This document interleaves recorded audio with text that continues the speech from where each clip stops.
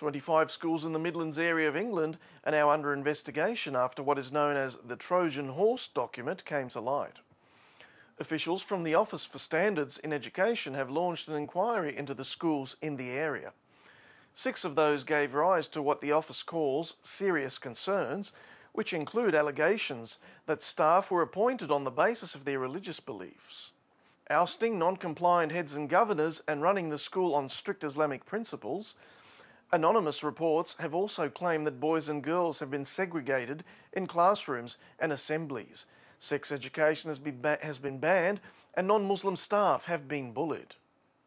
Despite fears the Trojan Horse document was a hoax, Birmingham MP Khalid Mahmood said 20 head teachers in his constituency alone, who are virtually all Muslim, had raised concerns, and went on to say he'd been made aware of the allegations and that he was confident there had been concerted attempts to take over Birmingham secular state schools by Islamic fundamentalists from the Wahhabi or Salafi sects. Education Secretary Michael Gove recently caused controversy after he appointed Peter Clark, who served as head of the Metropolitan Police Counter-Terrorism Unit, to examine the claims. Chris Sims, Chief Constable of West Midlands Police, condemned as desperately unfortunate the appointment of Clark, adding, "Peter Clark has many qualities, but people will inevitably draw unwarranted conclusions from his former role as National Coordinator for Counter-Terrorism." Birmingham is Britain's second largest city. Parts of it are dominated by members of ethnic communities, most of them Muslims. A 2013 survey recently released by the Pew Research Centre finds that a number of Hispanic Americans who self-identify as Catholic is on the wane. Since 2010, when Catholics of Hispanic or Latin heritage accounted for 67% of all American Catholics, the number from those demographic groups declaring their religious affiliation as Pentecostal, born-again or evangelical Protestants, or unaffiliated has increased, bringing the number of American Catholics from this demographic down by 12 percentage points to 55%. Of particular interest to viewers of this newscast, the portion of the nation's 34.5 million Latinos who now identify as religiously unaffiliated is at an all-time high of 18%. According to the survey of 5,103 Hispanic or Latino Americans over the age of 18, nearly 24% of the demographic now consider themselves to be former Catholics. The margin of error for this survey is plus or minus 2.1%. The survey was conducted in May through July of last year.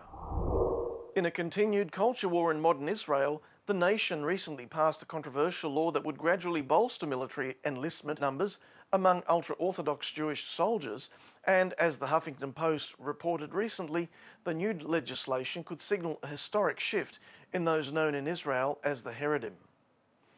Moshe Priggen, a 30-year-old captain who begins each day with prayer before heading to the military compound in Tel Aviv, said the Haredim, Hebrew for those who fear God, are experiencing a sea change as modern gadgets bring about new ways to communicate and engage with others in the community. The Haredi community is a thinking community. Priggen said, "They realise that what was cannot continue being. The Arab Spring is also happening in the Haredi community. There is a Haredi Spring taking place as the internet and the smartphones develop. You can't avoid it." Members of the ultra-orthodox Jewish community in Israel have historically kept to themselves, choosing to mainly focus on religious activities and avoiding public service, while leaders within the ultra-orthodox community have sharply criticised the new law, admonishing their young people to serve their nations in more spiritual ways. Haredim enlistments are growing.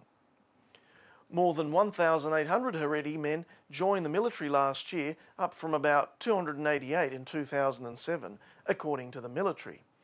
Although enlistment numbers have been increasing, Yurak Tucker, a member of the Haredi community, indicated that trend could be changing.